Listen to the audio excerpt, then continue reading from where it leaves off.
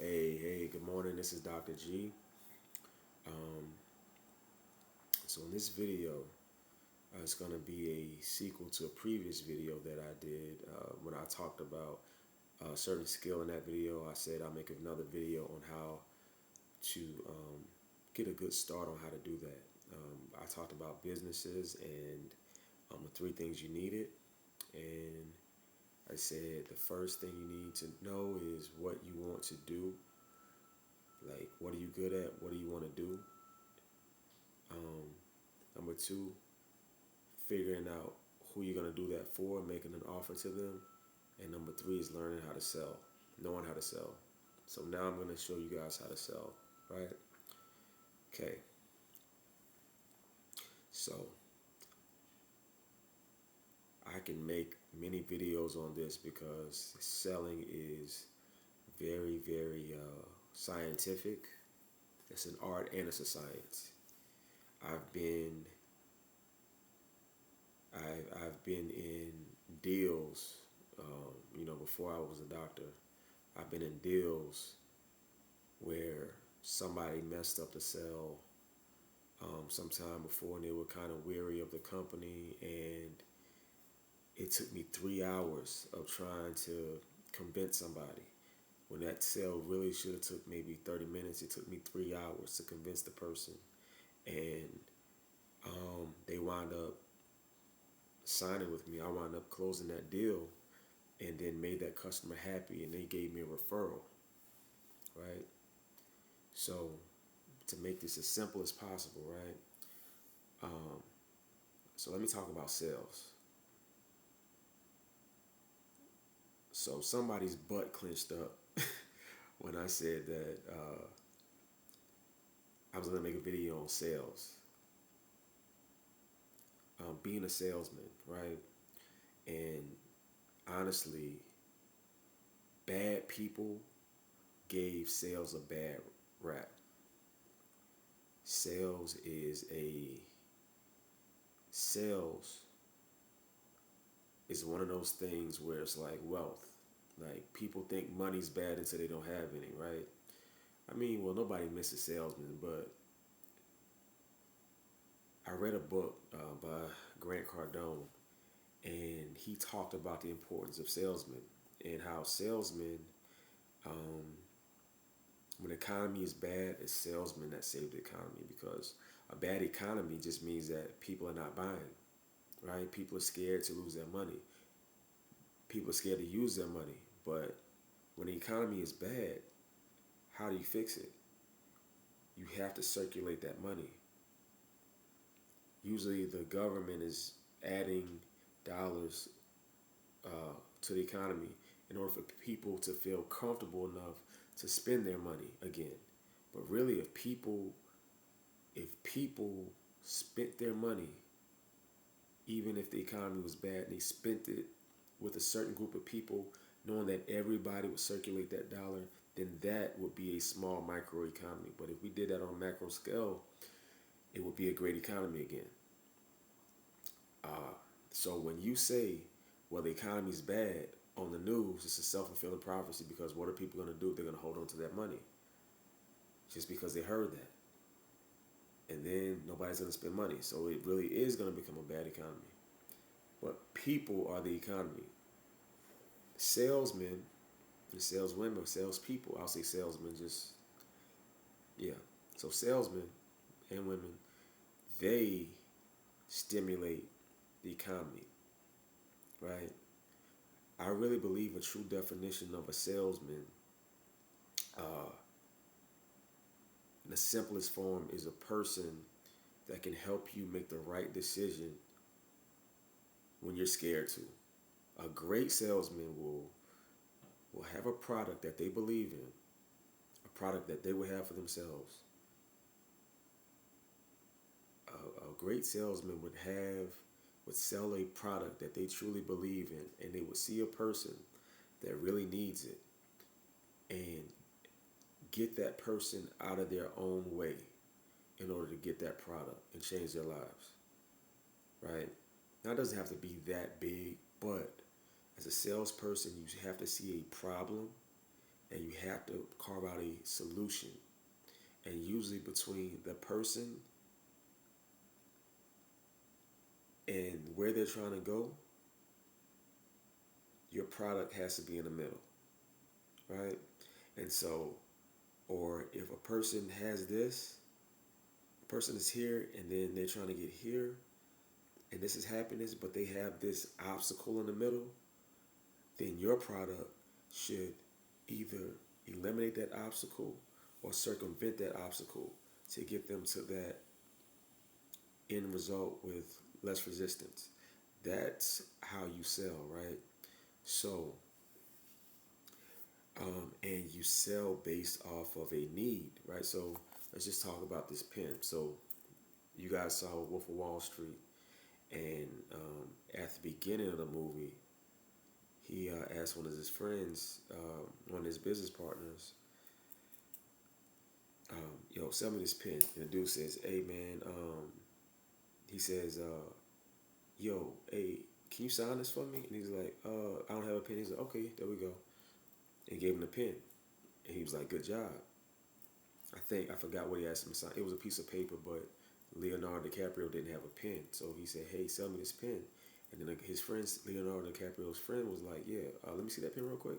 He took the pen. He was like, hey man, yo, if you sign this, paper, I give you $10,000. And he was like, Leo was like, all right. He said, I don't have a pen. He said, oh, okay, I'll sell you this one. And really, it was a stupid example, but it's really like a demand, right? So I did a lot of rambling, but let me try to simplify this. So, number one, find a problem. Number one, find a problem. If you don't, if the person says they don't have a problem, it's a lie. Everybody has problems. You have to find it, right? So number one, find the problem. So if you find that problem, then you got to see how your product works around that problem, right? So give you an example.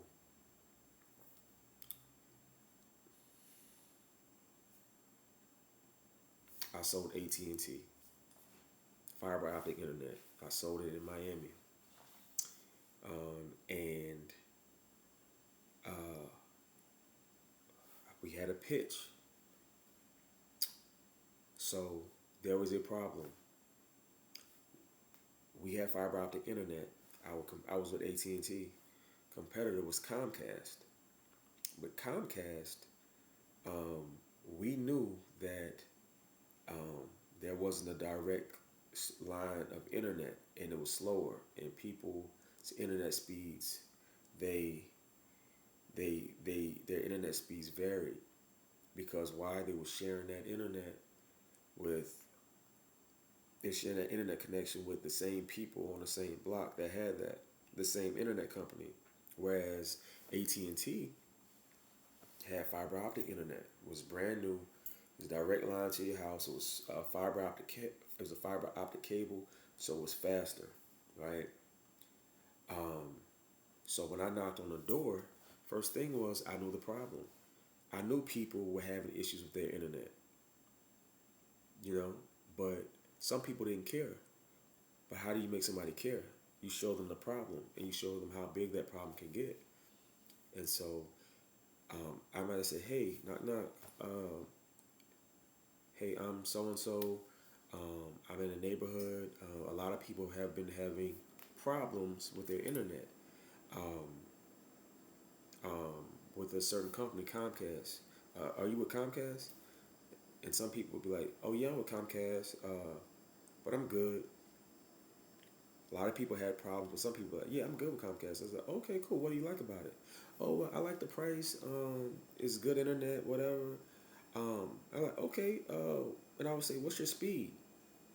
And then they would be like, I pay for about, I pay for 300 megabytes per second. I'm like, okay. And you've been getting that, right? Yeah, it's been okay. I'm like, how much you paying for it? And they would tell me the price, and I'd be like, oh wow, that's crazy. Like, you got money like that? That created a problem. So number one, the problem is, um, it's a money problem. They're like, am I overpaying? That's a problem. Number two was, which I didn't get to, I would say, okay, so you said 300 megabytes per second, and you pay how much? I'm like, that's a lot, so that's a problem. Number two, um, are you sure you're getting 300 megabytes per second? Well, I haven't had any problems. I'm like, okay, um, you have any children? Yeah.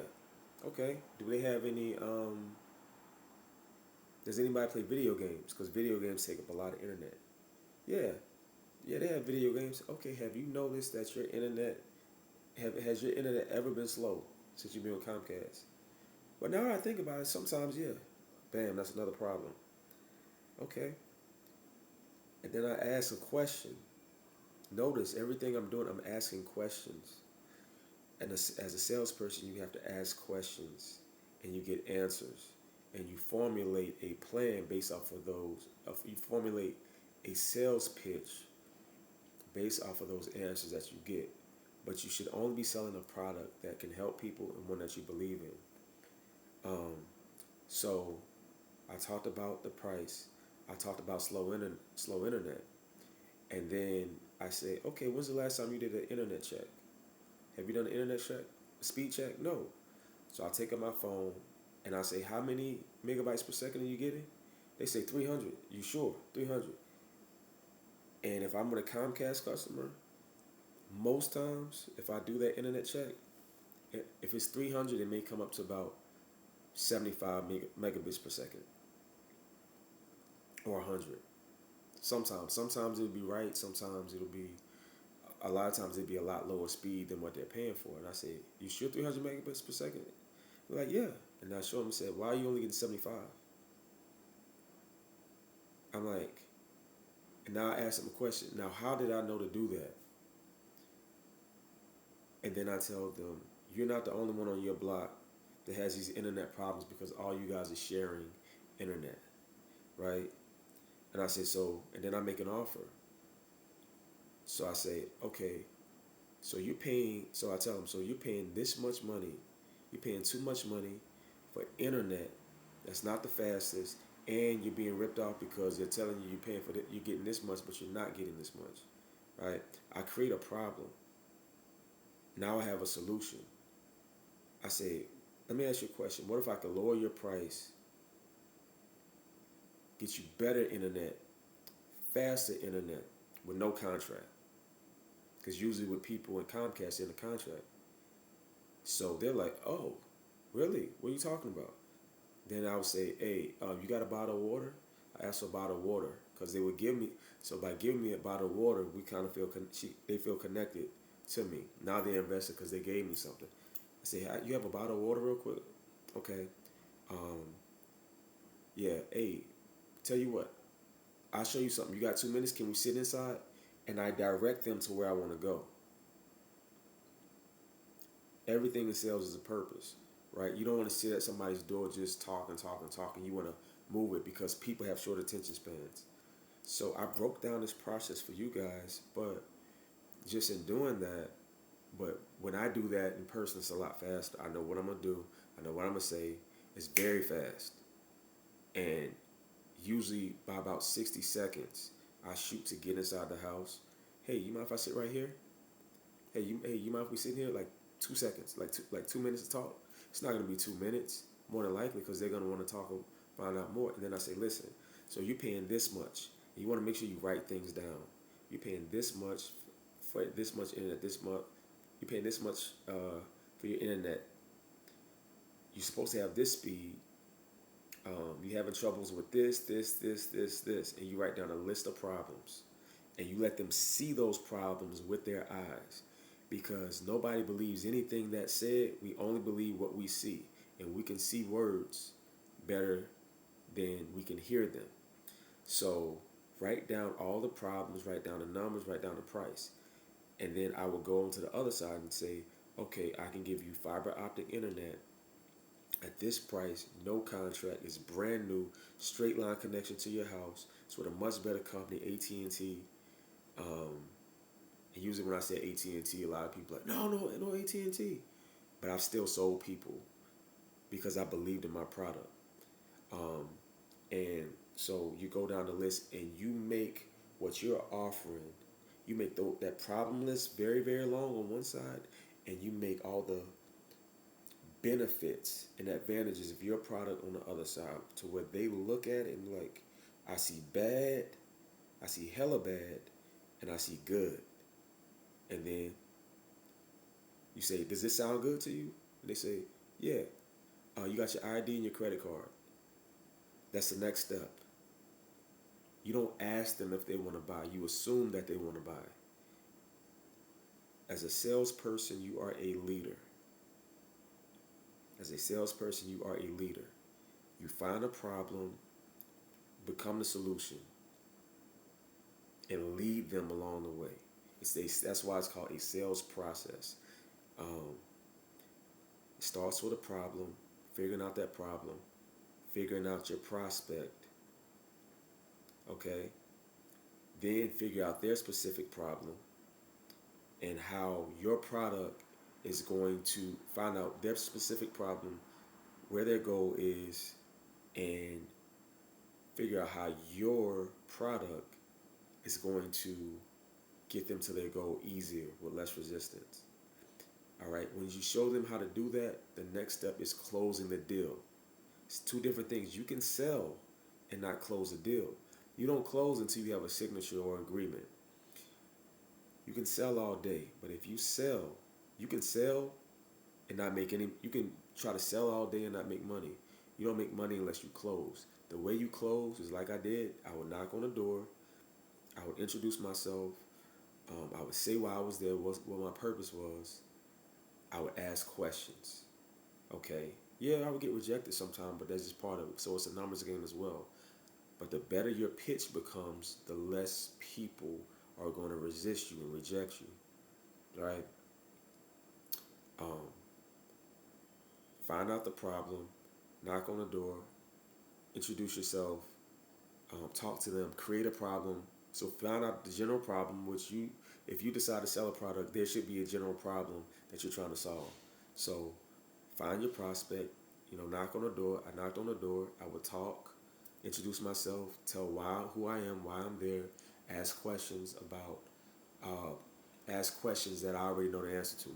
Are you with Comcast? Okay. How have you been? How's your internet been? I know the internet sucks. Let them tell me, and I would fish for problems, and figure out how I'm gonna get them faster internet at a lower price. And that's it. So that's it with my situation. So number one in sales is believing in your product. That's the number one thing, and I should have said that first. Believing in your product. In order to sell something, you have to be sold because people are really buying you, right? So as a salesman, you want to be presentable. You want to have high energy. Because there's certain people I work with who were not the most honest people, but they had a personality where like they could sell somebody a rock because they just kind of had that personality. Me, I could do that, but I was always in my head because I'm like, I'm not just gonna sell anybody anything, but you realize that you have to be sold on your product. I had to get sold on my product. And by getting sold on my product, I had to know my product. But then I have to compare how does my product match up with another product? Okay, what's the benefits of mine, the disadvantages versus the competitor? And then I had to find a way to be like, I would choose this because either they have more features and benefits, and maybe this one may be a better product, but I like this one because I like what they stand for. I like the story. Whatever reason I found for that product, whatever reason I found was like to like that product. That's what made me sold. And by the time I got to somebody, they bought the product not just because it was a better product and I knew it. They bought it because the way I introduced myself, the way I interacted, they were sold on me. And naturally, I'm already sold on the product by the time I knock on their door. So buying the product was easy. They're sold on my confidence, maybe my looks, maybe my personality, um, my knowledge about what I'm talking about, um, my willingness to solve their problem, my empathy, because I have empathy, and um, I don't think you should be a salesperson if you don't have empathy. All those things went to account for me to close that deal. All right, so I said a lot, but all in all, number one, be sold on the product yourself. Whatever you're selling, whether it's you, your business, be fully sold that that's the best product. It doesn't have to be perfect, but you have to be sold on that. If you're sold on a product, that's number one. Okay. Um, Number two, find a problem. Find a problem or create a problem. And I don't like to say create a problem, but I would say find the problems that the customer doesn't see already. Find those problems and make them bigger. Because if you don't have pain, there's no sale, right? Number three, get them to that destination. But don't ask, assume the sale. Assume the sale. Yeah, and what I would say is that last thing I would say is your energy. Have energy, okay? Have energy, um, have personality, right? You don't necessarily have to be a social butterfly. You can be an introvert and sell. I'm an introvert naturally. I can sell. Being an introvert puts me in my head a lot. So what can I do being in my head? I can learn more about the product. And I can sell somebody by not being salesy, right? You don't have to be salesy. You don't have to be slimy. You don't have to be dishonest. I wasn't dishonest. I was very honest. You don't have to have a perfect product. I've told people, yo, this product ain't perfect. And I still sold them. Why? I sold them off my honesty, off my product knowledge, and I pretty much made everything easy, right? Your job is literally to make things easy for people. It's just like recommending a movie, right? If I tell you, I saw a movie the other day. It's called Talk to Me. I've been trying to see it. I've been telling everybody about it.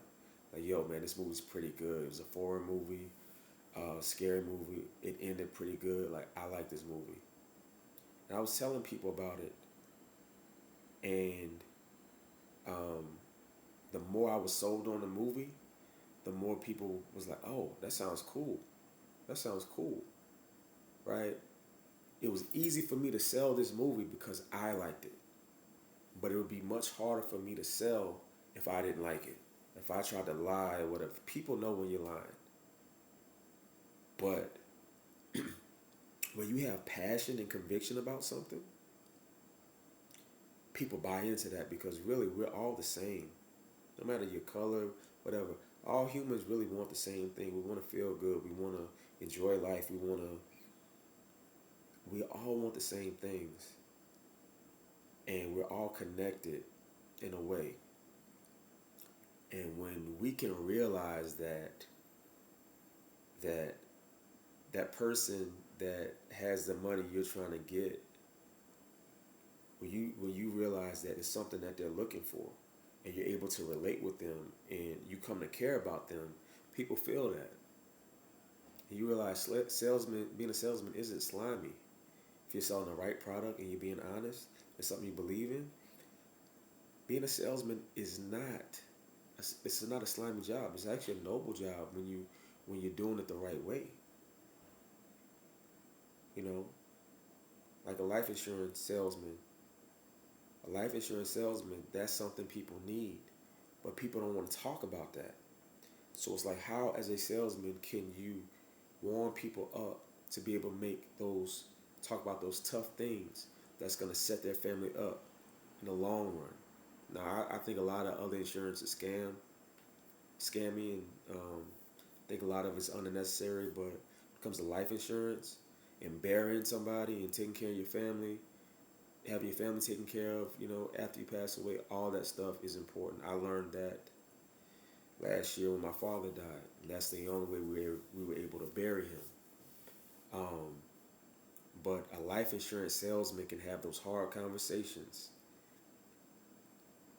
and bring people to that desired outcome. Being a great salesman is knowing what's best for your prospect, knowing what's best for people, and leading them to that promised land. Knowing that they don't have to go through it alone. You bring them along that process. You direct them because people don't want to make decisions. As a salesman, you are a leader. You're a decision maker. You're a counselor. You have to be an expert at what you're selling. You want to be an expert at what you're doing, what you're selling, so people feel comfortable. So they feel like, well, you know, Dr. G, I can trust him because he just knows it, and I know if I'm with him, if he says it, it's good. That's the type of salesperson you want to be, and that's how you get more clients because people trust you. And they're like, yo, I'm about to go buy this insurance policy, and they're like, no, go to him, go to my guy. He's great. Because you can be a slimy salesman, but you won't build relationships, and people will find out about you. It's really not worth it. You want to do everything in life right, the right way. Rewards come from doing things the right way and treating people right and being compassionate and putting yourself in their shoes. Because you don't want to be taken advantage of, so it's like, why would you take advantage of somebody else? Plus, you make more money in the long run when you sell the right thing. You make more money in the long run when you sell the right product to the right people. Money comes easy because now you can't stop getting business, which happened to me when I was selling AT&T. Going an extra mile, people would call me, and I didn't think I did them a lot. I didn't think I did a lot for them. Some people I did, but they just appreciated, my honesty and my willingness to say yes and help. So yeah, man.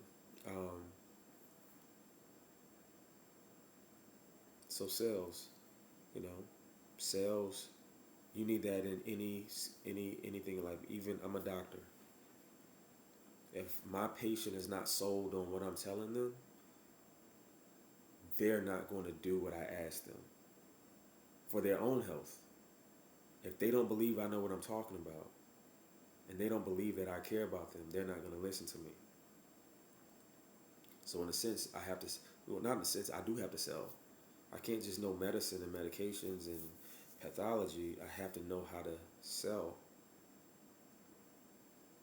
To get into med school, I had to write a personal statement. I had to sell. Yeah, I had to sell. Even now, I'm selling you. In all my stories, you can feel my passion. You can feel my passion. You can feel that I'm being authentic. You can feel that I'm not lying to you. That's an innate ability that humans have. We know when somebody's lying or not. Sometimes it's just when they're lying, we want to believe them even though we know they're lying. But yeah, you can usually tell when somebody's being honest, how they talk, eye contact, just the vibe. You know when you're around the wrong person. So the best way to do that in being a salesperson is just find a way to care about people. Find a way to care about people through your product. And be convicted. And if you have issues with confidence, it's usually because you're not sold. When you're sold on, people say they lack confidence, but we all have confidence with certain things. And certain things you just know. You might have lack of confidence with talking to people at parties, but you can talk so much shit on Call of Duty playing a video game. You got confidence. You just have confidence in one thing. You might not sell me on a personal development course because you're not confident talking to people, but you may sell me on why I should buy a video game. right? So for whatever thing, so so if you lack confidence as a salesman, find out how to care about people through a product or service and get competent at that product or service or knowledge about that product or service. Get competent so and be fully sold on it. So when you're competent and fully sold, you naturally be confident. That's it. That's it. I've pretty much summed up all the sales and everything, and bring people to the end goal. Don't ask. That's the worst thing I could ever say. I mean, you could ever do is, hey, do you want to buy this? Instead of saying, do you want to buy this? It's like, hey, you gotta So which credit card do you want to use? Oh, you want to use cash or card for this? People are afraid to make decisions. The only decision they should be making at the end of your presentation is cash, card, check. Cash, card, or check. However you want to do it. That's a decision. And when you give them the options, they're usually gonna choose one. Unless you just drop the ball. Which you can go back. A lot of sales is a battle. But just stay convicted. Stay sold. No matter what they say, you stay sold on your product. Because you realize a lot of times they're testing you. They'll poke you. But when you're steady and firm, like I said, I think either I said one time previously that I was in a sale for 3 hours. A disgruntled customer, um, I sold that person, made them a friend, and they got me other clients because I was fully sold. And I did everything to get that sale. And I said, I know you were burned, but listen, you got my phone number. You got 14 days. You call me in a week if I haven't done everything I need to do. 14 days on paper, you call me in a week if I haven't did everything I said. I gave him a challenge. I gave him a challenge. I passed that challenge. I gave him a way to test me. I passed that test. And he got me another client. But it took me 3 hours to close him. People could say you wasted your time, whatever, but when I'm sold on something, I can get you sold on it. On that note, this is Dr. G signing out. Have a good night.